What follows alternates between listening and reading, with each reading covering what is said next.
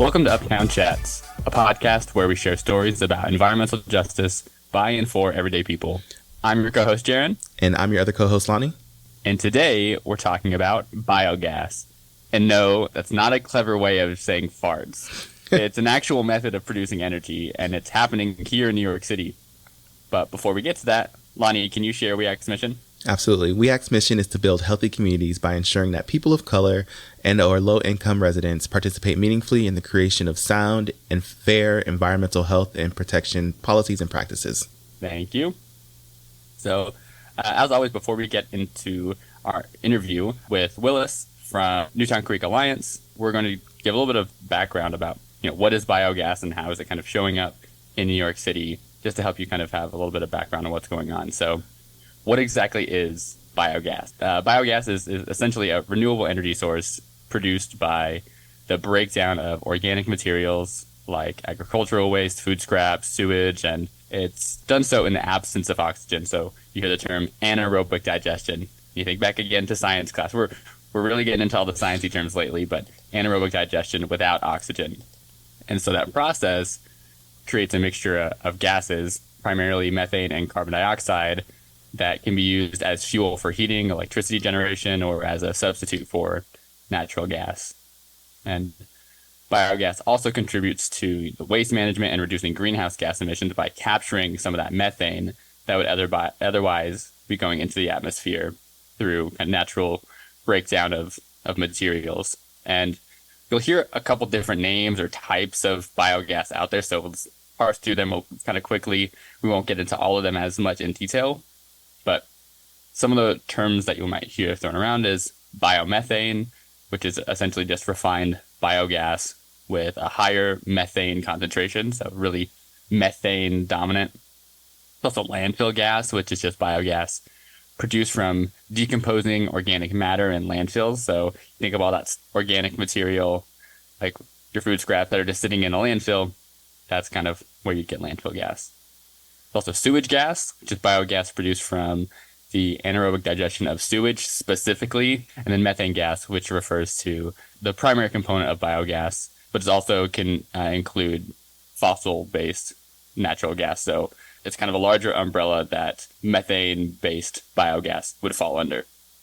The last two that we'll mention really quickly, and we'll say a little bit more about the difference between the two of them, is anaerobic digestion gas and renewable natural gas. And those are the two that we'll be talking about with Willis in our interview a little bit more. So anaerobic digestion gas, as it says in the name, is biogas produced through anaerobic digestion, specifically of organic waste in specialized facilities. And we'll talk about what those facilities look like here in New York in just a second. But that raw gas, is produced through this process and is a mixture of methane and carbon dioxide, whereas renewable natural gas is biogas that's processed a little bit more, is actually interchangeable with natural gas in pipelines and other uses. So renewable natural gas has been processed a little bit more than anaerobic digestion gas. Anaerobic digestion gas is kind of the raw gas, which is a fun term. And then renewable natural gas is that processed gas that has a little bit higher standard for uses and substitute for natural gas. So hopefully that's helpful. I think Lonnie will tell you a little bit more about what biogas actually looks like here in New York, right? Yeah, so here in New York City, we're actually producing biogas. So there's a co-digestion plant called Newtown Creek Wastewater Resource Recovery Facility where they do the anaerobic digestion, and basically they process food scraps in giant mechanical stomachs or digester eggs alongside sludge. And yes, sludge means the stuff you flush down the toilet. Keep it at that. And this biological process produces biosolids and biogas. So how does this all work? So all the food scraps are collected via the brown bins and the orange bins that you see on the street where you can put all your food scraps. And then there's the brown bins that you get from the organics collection that's on the curbside that's rolling out in October for Manhattan. And those food scraps are then hauled to a waste management facility in Brooklyn. And there, your banana peels and your eggshells and all those uneaten veggies are separated from anything that's not food scraps. And then once they're isolated and separated, they're then made into an energy product called EBS. And EBS is basically a homogeneous food-based energy product that's designed to have a consistency similar to like a thick smoothie. So think about this. Nasty smoothie. It's quite disgusting looking. So they make this thick smoothie, and the EBS is transported 2 miles down the road from the facility to Newtown Creek Wastewater Recovery Facility. And that sludge, the brown stuff we flush down the toilet, and EBS are mixed together, and then they're pumped into those big digester eggs that we talked about. And so that mixture kind of just hangs out in those digester eggs for about 30 days, and they're mixing and churning while anaerobic microorganisms convert them into biogas. So these little microorganisms eat at the mixture, and they create biogas, which is methane, and they also produce carbon dioxide. And Jokes on you, we did get to the bacteria farts. There are farts in this episode. Their bacteria is farting, yes, essentially, was what's going on. The natural grid then converts that biogas into heat for some of its customers. So kind of the heating systems that we use in the winter, it's able to take that biogas and turn it into the renewable natural gas that's then put through the pipelines for heat. And then there's another product that's created as well out of this process called biosolids, and they have some slightly different end uses. And so 2022, 43% of those unfortunately had to go to landfill. A lot of the biosolids they're not able to make any chemical contaminants go away, so they can't really be used for anything else other than going into the landfill. And another 44% is used for what's called beneficial use. And that includes some of the direct land application, kind of like fertilizer, and then also going into composting. And there's another 14% that's going to what's called productive reuse. So hopefully that's some helpful context that really get an understanding of what is biogas at a really basic level. How does it work? That will help you kind of understand some of our conversation with Willis about these facilities at Newtown Creek and what they're trying to address. So we'll get into some of those community concerns and environmental impacts of producing biogas with Willis. So I say we go ahead and get to that interview. Let's go.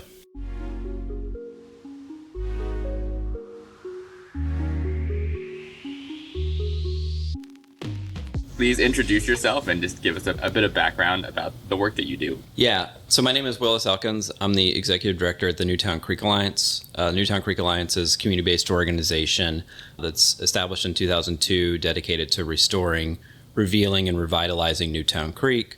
Newtown Creek is a industrial Superfund waterway almost in the heart of New York City. The border between northern Brooklyn and western Queens drains out to the East River. It's about 4 miles long, and it was one of the birthplaces of the Industrial Revolution, which always had a lot of influence on how the city grew and how the country grew, and the modern world that we inhabit here. But also, with a lot of industrial growth and production of materials, left a huge wake of environmental harm, and so we're still cleaning up a lot of the mess that was made by companies like Standard Oil, Brooklyn Union Gas, etc. And so that's why it's a federal Superfund site. It's also been completely sort of transformed physically from a salt marsh area that, of course, originally was a resource for the people that originally inhabited New York City. The Lenape was, used for hunting and fishing, was very clean until the mid-1800s when an industry basically set up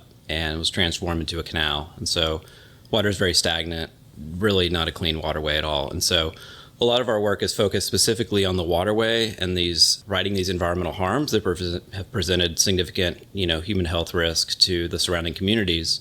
But we're also focused on re-engaging the surrounding communities with this waterway that's in their backyard, but has been largely fenced off and left inaccessible. So a lot of the work we do is focused on the creek itself, but also reconnecting people, a lot of educational work, a lot of advocacy work, and then also that our vision is for the waterway to remain an industrial manufacturing space, but one that is not presenting environmental or community human health harms. And so what that looks like is cleaner industry, cleaner manufacturing, more public access, more ecological restoration blended into one. Thank you for that. That's super helpful. I feel like I was in my brain priming to ask you about some of the history of that area, and you beat me to it. So, yeah, maybe a long answer, but no, it's perfect. You got me 2 questions in one. Yeah. I'll never argue for a bargain. So Thank you for that. Yeah, I mean, it's very hard to imagine when you go there. I mean, like a lot of New York City, right? Just hard to imagine what these areas look like not even that long ago, a few hundred years, completely transformed.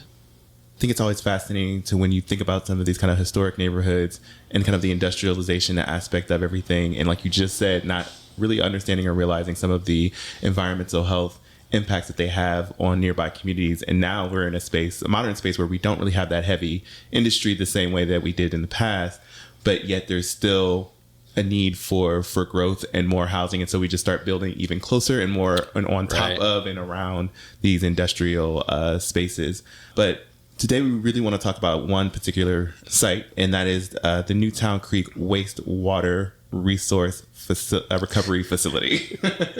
Is there a shortened version of? We just call it the treatment plant. The treatment plant. It has been rebranded about 3 times in the past 20 years. Right. So we just call it the treatment plant. We can go with the treatment plant since since it's a lot easier to say. That treatment plant has been around for a while. Mm-hmm. Do you have like a brief history of the treatment plant itself, and then can you talk a little bit about the main reason why we're here to talk about is kind of that partnership with National Grid to use biogas that's produced at the facility? Sure. Yeah, I'll try to keep it brief, but essentially the treatment plant was built in the mid-1960s, and it's the largest of 14 wastewater treatment plants in the city. So it handles sewage from over 1 million people every single day. Huge section of Manhattan, all the toilets, sinks, and showers flush there. Huge section of northern Brooklyn and even parts of Queens. What's interesting about the treatment plant is that when it was finished in the mid-60s, 1972 comes along in the Clean Water Act, and the Clean Water Act basically put parameters onto how clean treated sewage needed to be. And so even though this massive facility was just built, it was out of compliance with this new regulation. And that was the case for a lot of New York City's wastewater treatment plants that existed at that time. Also, at that time, New York City didn't have, up here in Harlem, there was no sewage treatment plant in the 1960s, and all the sewage was going directly to the Hudson River up until the 80s. So what happened is they needed to do a big upgrade, and they waited until the 90s to start this upgrade, and it was a massive project because it's the largest treatment plant in the city. And so it took about 15 years, cost, multi-billion-dollar upgrade because they had to keep the sewage system online while putting in a new one.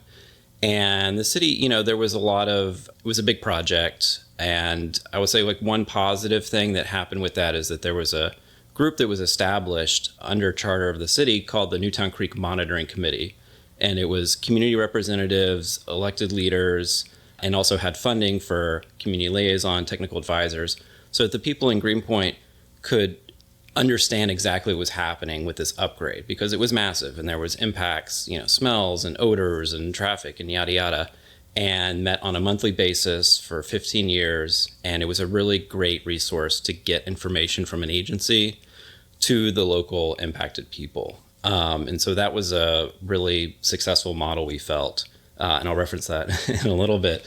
So anyway, the treatment plant was completed in 2012. As part of that, they built these 8 large anaerobic digesters to break down the sewage sludge, essentially. And part of that process is creates methane, right? And so on the facility, DEP, the city's able to use some of that methane to run things like boilers and on-site energy needs, but they were still flaring off the excess methane. And so the city worked with National Grid to implement this project called renewable natural gas, where they would take that excess methane that was being burned, basically purify it a little bit, and put it into National Grid system. So it's just natural, quote unquote, natural gas that people use for cooking food and heating their buildings. The additional component of the renewable natural gas, or RNG project, is the city realized there was extra capacity in these 8 digester eggs. It can handle the 1 million people's sewage, but it also had extra capacity. And so they said, what if we put more organic waste in here so we can actually generate more gas for National Grid?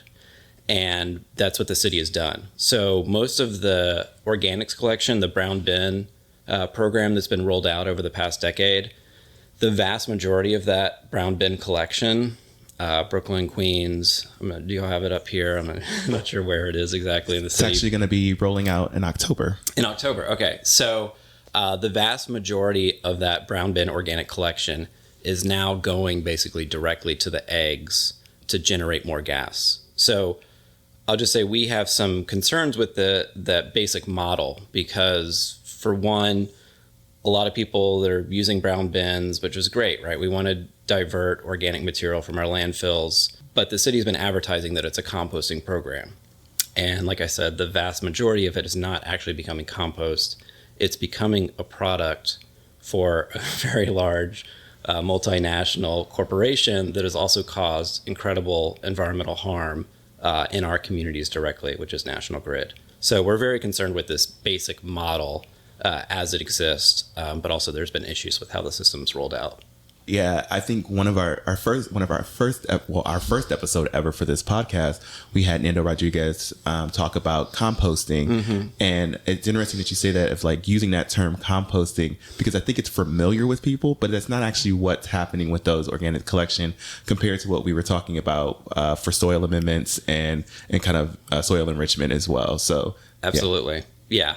And, you know, we're not a composting organization. We love compost. We work with a lot of groups that make compost, but it's not compost. And they keep using that word. It's organics collection and it's diversion of creating a material to put in the digester eggs. That's helpful. Yeah, I feel like at some point compost becomes like a catch-all term.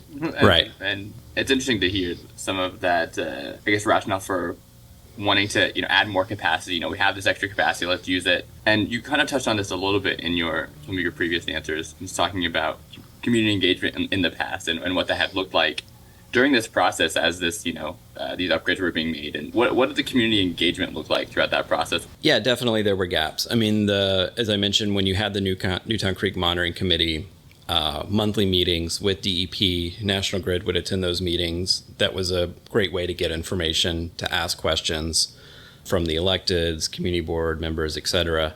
What happened is essentially the city disbanded, said we're going to not continue meeting with the Newtown Creek Monitoring Committee. The main person who was the facilitator retired, and they said we're not going to refill this position. So that left this big void. And so our organization, the council member's office, were trying to get regular updates, but there was no basically requirement. There was no schedule for meeting with the city or National Grid about it. And so it's been a very frustrating process.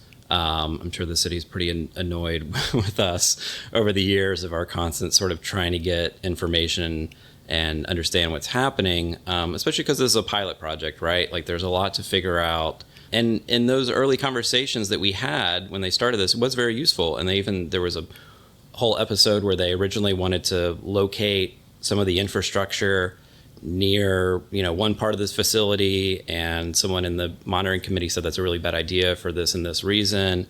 He was a local business owner, and then they changed it, and it was good. It was like positive back and forth between the people that understand a lot of the local aspects and could weigh in. And so once the sort of Newtown Creek Monitoring Committee was disbanded, there was a void of how to get information. And then COVID happened, and that sort of slowed down the process for building out the plant, the operation, but it also just slowed down the communication as well, unfortunately. So the short of it is that there was major delays, right? The original timeline, they were supposed to be done with this project in January 2016. The ribbon cutting was not until June of 2023.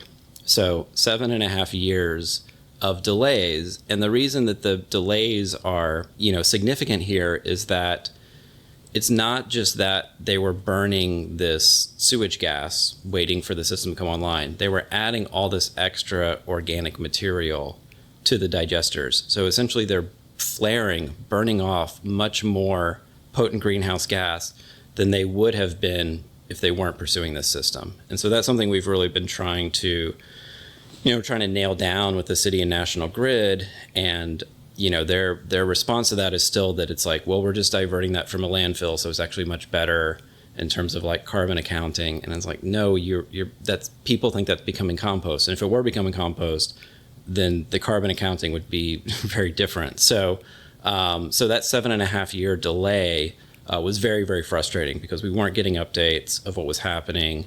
on a regular basis. There wasn't transparency. There weren't forums for communication. A lot of this was sort of like, maybe an email back and forth, or they have a private meeting with, a council member, one person, and try to avoid open transparency. So this process is much more frustrating than other aspects of the wastewater treatment plant upgrade. So, you started to touch on this a little bit. Can you tell us a little bit more about what some of those on-the-ground impacts looked like? So in the process of, evolving this facility, making these changes, and then trying to figure out how to actually do this process in a way that they had envisioned. And even, once it was fully online, what did the impact of those operations look like on the nearby community? Yeah, it's a great question. And in some ways, we still want to understand those better. We know that when there's more flaring, there's more, basically they're burning the methane to turn it to CO2, which is a less potent greenhouse gas than methane. So there's more local emissions. And, it's obviously documented the impacts of having local emissions, air quality impacts for those that are living nearby. It's about 2 blocks from residential area, maybe 2 or 3 blocks. And it's an industrial area. And one of the things that we also work on as an organization is also trying to extend protections for people that are industrial areas, people that are working there, spending 40, 50 hours a week, that we feel like, they also need protections from environmental harms in addition to the surrounding residential communities. So air quality impacts, first and foremost, obviously climate impacts of burning all this extra gas, but also that the system itself is a little bit more localized, but we experience it because we work literally across the street. So we see the treatment plant, we see the flare, so we know when the system's not operational. But there's significant vibrations at times when the system is not online, and it basically shakes the surrounding block of buildings. And again, these are industrial buildings. The building we work in is a TV film studio. So they're actually a little more aware of vibrations and sound, but we're next to a recycling yard, where there's like lots of noise and, trucks coming, lots of vibrations, but it shakes their entire building. They notice it. And so this had been an issue for a very long time. And the city kept saying like, well, once this RNG project, it'll be online soon, all the vibrations will stop. And so we got basically an extra 7.5 years of these vibrations happening. Some of the building owners, concerned about the damage to their building and stuff like that. So it's much more localized, like that's not impacting the surrounding community as much, but is an issue that was never really properly addressed. And we can sort of talk about the timeline and how the system's operating now, but there's still literally yesterday vibrations in the building. Like a newer employee who was like, hadn't really experienced it and was like, what is going on? Like the windows shaking and noises and stuff. So anyways, but the air quality stuff, trying to understand and quantify that is a major issue. And it's still an issue going forward because they've also, even though the system is running much, much better now than it was even a year or 2 ago, they still have to take it offline for maintenance. And when they do that, it means, again, all this extra gas is being flared. Like yesterday, the flames coming out of the top of it. So there's still air quality impacts and vibration impacts during this maintenance period as well. I'm curious, were any of these things brought up at all prior to all of the work before it became online? Was it presented as like, there's these possibilities that these things would happen, or these might be some of the impacts, or was that never just brought up? I would say there wasn't a lot of detail. They said this is a pilot. We're going to start, with bringing in, well, this is the other thing too, is that the organic material is trucked into the facility. So the city collects the organics, the brown bins, and they take it to a facility further back on the creek, a waste management facility, and they turn it into this bio slurry because they can't just put like direct food in there. So they basically turn it into this like big organic smoothie, and then they load up a tanker truck and they drive it 2 miles or something to the plant. So a lot of the original sort of concerns were like, how many trucks are going to be coming to the plant? What are the routes they're taking? Air emission impacts, et cetera, from these trucks coming in. That's still a concern, right? And they're also still talking about, ramping this up in terms of more capacity. So again, these communities, like many environmental justice communities, but North Brooklyn specifically has a very long history with truck traffic, not just the proximity to places like the BQE, but high concentrations of waste transfer stations. I know it's a big issue up here as well. And, we're trying to do everything we can to minimize truck traffic and truck trips and the burning of especially of fossil fuels locally. So that's a big concern as well, is like how many trucks are coming to the plant, how many are going to be coming in the future, what are we doing about those air quality, environmental community impacts? So that was a lot of the focus originally, was like about the truck traffic, but there wasn't a lot of detail of like, well, we'll have to take the system offline for 10% of the time to do the XYZ, and that means that the flaring will be going on and the flaring will be more intense, or there'll still be vibrations. It was sort of like, no, once it's online, it'll be, all good. So that's been very frustrating.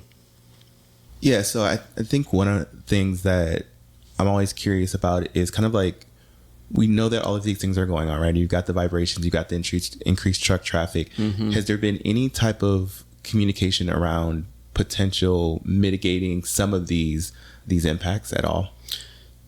No. I'll say that mostly the answer has been, once the system is online, problem solved. And also we should be excited because it's a reduction of the city's carbon emissions. Again, according to their accounting, if they were actually turning the organics into compost, I feel like that's a very different equation. But no, there hasn't. And I think originally, a lot of the local people that were involved in this, the first sort of thought was like, because they're like, we'll provide, it'll be enough gas for 5,000 homes. And so people were like, oh, so will people that live near the treatment plant get a discount on their gas because we're hosting the infrastructure? And that seemed like a very reasonable ask. It has not even come up as an option on behalf of National Grid or the city. And so, no, there hasn't been any local mitigation of this. If we've heard sort of whispers about different ways to transport the material to the treatment plant. They looked at, potentially barging. There was, somebody was talking about building a pipeline which is kind of crazy, pipeline for the organic waste to go from one facility to another. But no, there hasn't been mitigation. Someone was even like, why don't you run the trucks on a much cleaner fuel, since this is all fuel based? And, so none of that has transpired. And I think the concern we have is again, what we have in Newtown Creek is there. But the city and National Grid are looking to expand this. And this was just part of the rate case that was unfortunately approved by New York State and the Public Service Commission. And there's a huge chunk of money in that. And just to explain, a rate case is because when you have essentially a monopoly like National Grid on gas, we don't get to choose who supplies our gases to our homes or apartments. When they want to charge more, they have to get approval from the state. And they have to justify that and say, what do we need them? Why we need more money and why we need to charge more for it. So there was a number of things in this rate case, and one was connections to new RNG facilities. And so basically they are now getting us as the customers, who again have no choice of who we get the gas from, to pay more for their infrastructure to basically use, in the case of Newtown Creek, they're using city infrastructure paid for by us as city taxpayers. They're using a fuel source that, of course, it's better than frack gas, but again, this is city infrastructure. The city's collecting organic waste from us. They're putting it into their own facility. And the National Grid, it's not only that they sell it back to us, it's also that they charge more. We now are paying more in our rates because of they're offsetting their infrastructure costs to make that interconnection. And then the other thing that's really kind of crazy about it is that National Grid also gets environmental credits. So they actually make money because it's a clean source of energy. So they're also making money on the clean energy credit, whatever market for this process. So they're basically they're winning. I mean, they've obviously they've spent a lot of money on the Newtown Creek site because it's been so far delays and all this sort of stuff. But the way this is set up, they've now basically, the city and the state have allowed them to profit in multiple ways from this operation. And again, what are we getting? And we're getting increased, when the system's offline, increased air emissions, more truck traffic. National Grid's cutting 3 separate checks 2 of those are coming from us. So we feel it's a very unjust system. And the issue, the reason I bring up the rate case is that it allows for more of this to expand in other parts of the city. So, we were involved in the rate case, very thankful to a lot of allies that were involved in that. Obviously groups like Sane Energy and Agree that are really outspoken, advocates for transition to clean energy and fighting against fossil fuel infrastructure, but also Earth Justice and We Act were part of that. And it was really, Earth Justice really dove into the details because it's very, complicated, technical process, these rate cases. So I just want to really give a shout out. Earth Justice was amazing in working to push back, against this, to protect future communities, from the same sort of issues. And again, this just sort of unjust system of using city infrastructure, the city and the state signing off on it, and it's mostly benefiting a very large multinational corporation like National Grid. And I can talk more about their local impacts as a company around Newtown Creek. But yeah, it's been very, very difficult in that regard. I was going to say, this is a reoccurring theme in our mini-series. Honestly, it's something being sold to people as being better for the environment, or somehow, they keep talking but it's reducing emission. But in this case, I'm so glad you brought up the rate case. Who's benefiting other than National Grid? It doesn't seem like anyone in the community is benefiting in any way, shape, or form. Again, it also, when you kind of explain it the way you broke it down, what that was so eloquent in a way that it just sounds like a con. It's just like they built this, they got someone else to pay for this, build this facility to produce more of their product, to just sell it back to you now at a higher cost. And it's just, I don't know. I don't have anything else to say to that other than it just seems ridiculous. It's exactly what it is. And it does sound, but it's exactly what's happening. And I think that, I don't know. I can't speak for the city. I think that there's a lot of interest in meeting, obviously, climate goals and targets. And, they feel like this is one way to do it. It would be very different to use the existing, just focus on the sewage gas and finding, better uses for that. But this fact that the city is also tied in and bringing all this extra organic material, and then that's just becoming a fuel source. And obviously we need to transition off of frack gas. The problem with this, though, is that it also justifies future investments in gas infrastructure generally. Right. So with the same thing with the rate case, and there's a process going on right now called the long-term planning process that National Grid's doing about looking at, again, under the guidance, quote unquote, from the state, looking at how much fossil fuel infrastructure they're going to need in the coming years and how it factors into facilities like the giant liquefied natural gas facility we have on Newtown Creek. And, and so part of that is that they can transition and do less frack gas coming in from Pennsylvania through pipelines, et cetera. But we're still now things like RNG justify more local gas improvements, hookups, et cetera. And so if we're actually serious about doing a transition from natural gas overall, this is part of that. Like this is a pivot for National Grid, but it's the same business model where they're just investing more in fossil fuel infrastructure. And the other thing about it too is it's not any cleaner to burn in your own home. It's a better source. Sure, it's like better than, again, like bringing in frack gas and having all the impacts, how that impacts people in Pennsylvania or whatever. But natural gas is still not a clean source to, for people to be cooking with and all that. We know the health impacts. Our favorite term so far throughout this series is greenwashing. It all seems like falling under that umbrella. Well, I know that we're sort of getting near the end of our time together, so I want to pivot to this last question. What do you see as the best path forward for addressing some of those impacts and trying to bring some kind of benefit to the community? I think, again, sort of not just transparency, but shifting the model between the city and National Grid in a situation like this. Or if it's it doesn't have to be National Grid, it could be another private, if the city wants to expand this in other places, another sort of private enterprise that is doing this primarily to create a toxic commodity to sell back to us. And so I think figuring out that relationship in a way that doesn't feel like the city and the communities are suffering or like, doing something basically for the benefit of a company like National Grid. I think the other thing that's really important is like, this for our organization, this wasn't in our 20-year plan. Like this wasn't when we started. We're like we're going to be.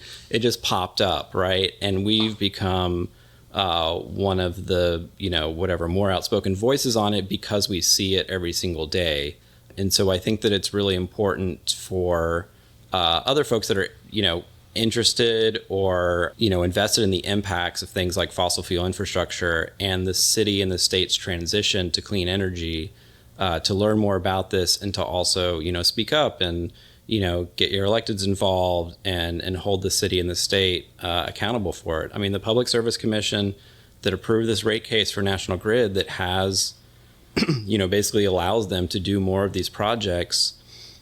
That's a panel that's, appointed by the governor of New York. So there's opportunities for more people to speak up and organize around this. And again, it's like we're not, our organization, we're set up to focus on the transition of fossil fuels. We're focused on like what's happening in our backyard and on the waterway.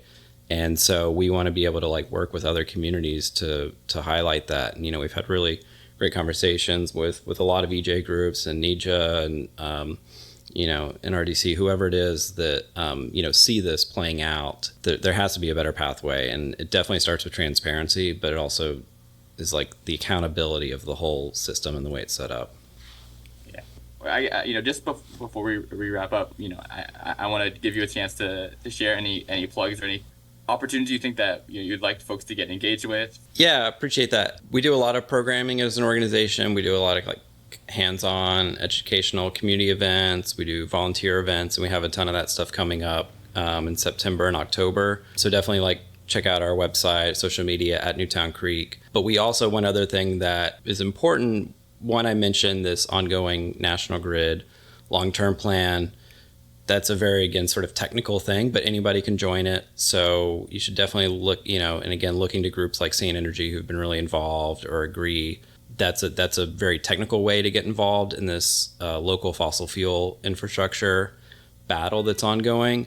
And the other main thing I'll mention is I talked about the creek being a federal Superfund site, the largest Superfund site in the city. We got our, 2010, our designation. We've been waiting many years for EPA to give us a plan of what the cleanup's going to look like. So we finally, a couple days ago, got the first snapshot of that. So there's an early action plan to clean up a small part of the creek. And the EPA is going to have a meeting on September 18th. The EPA is going to have a meeting about this proposed early action plan, and we're going to be doing a lot of work to get people to show up there because it's the first step in, again, remediating Newtown Creek, dealing with the toxic sludge that's been at the bottom of this waterway for, in some cases, like over 150 years. So go to our website, learn more about it. And we'll make sure to include a link to your website in our show notes as well, so folks can get there easily. So thank you for that. I appreciate it.